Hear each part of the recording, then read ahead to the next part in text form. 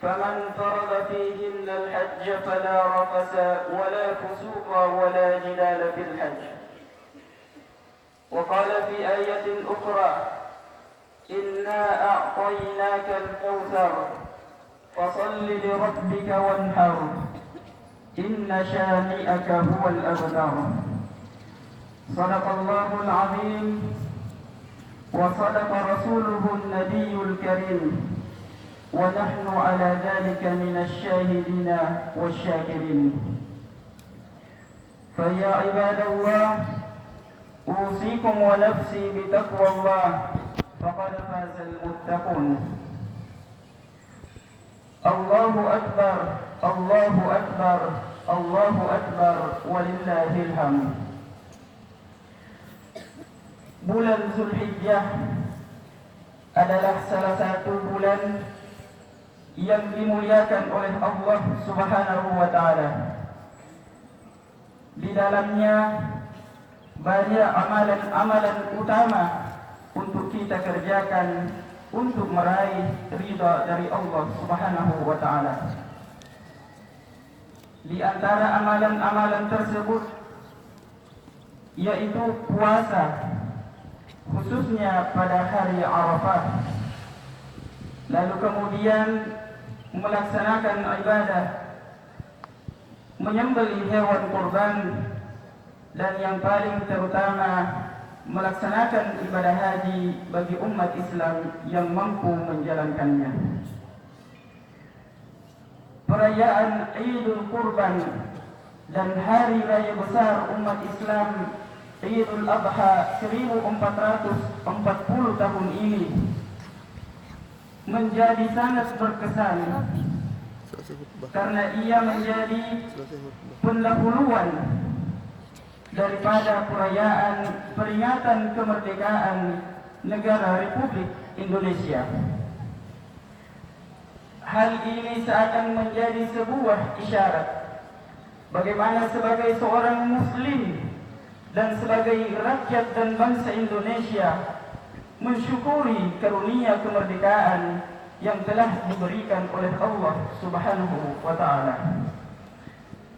Janganlah karena semangat keagamaan yang tinggi lalu lantas kita merendahkan negara, bahkan ingin mendirikan sebuah negara atas nama persaudaraan Islam, atau yang kita kenal dengan paham fundamentalisme, yaitu satu paham yang ingin menyatukan kekuatan muslim untuk membentuk suatu negara lain daripada negara kesatuan Republik Indonesia.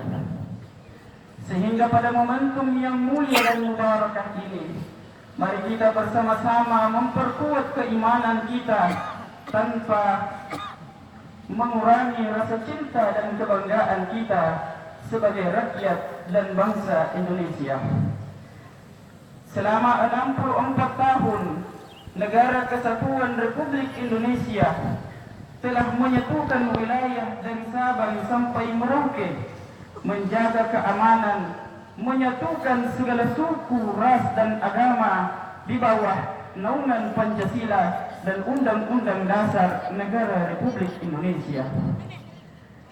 Hal yang paling berharga yang telah diberikan oleh bangsa dan negara ini adalah kemerdekaan dan keamanan yang telah kita rasakan selama 64 tahun. Sangat sedikit yang menyadari bahwa keamanan dan kemerdekaan adalah harta kekayaan kita yang paling berharga.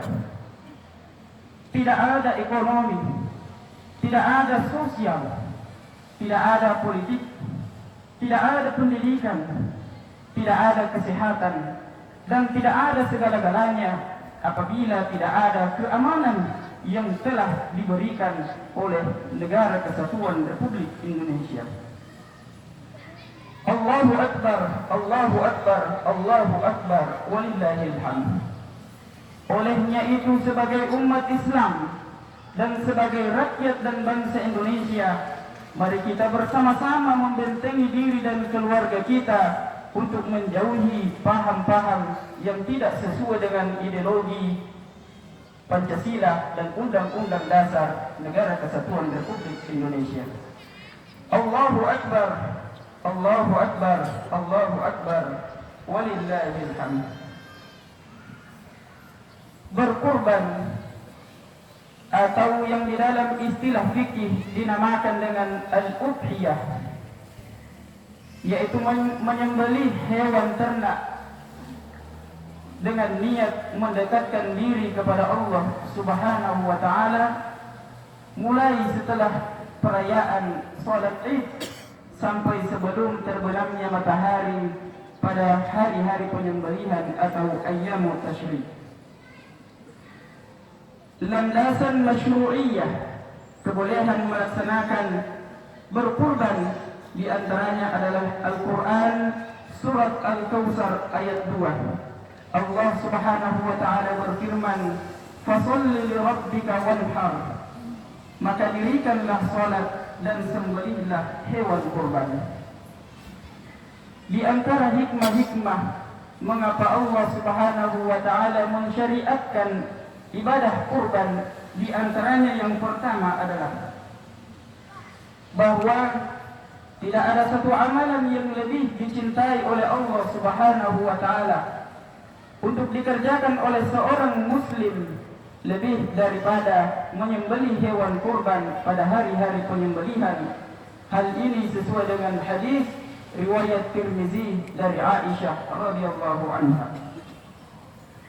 Lalu kemudian yang kedua, rupanya Islam sangat memahami bahwa manusia adalah makhluk sosial yang harus senantiasa saling menghargai, saling menghormati,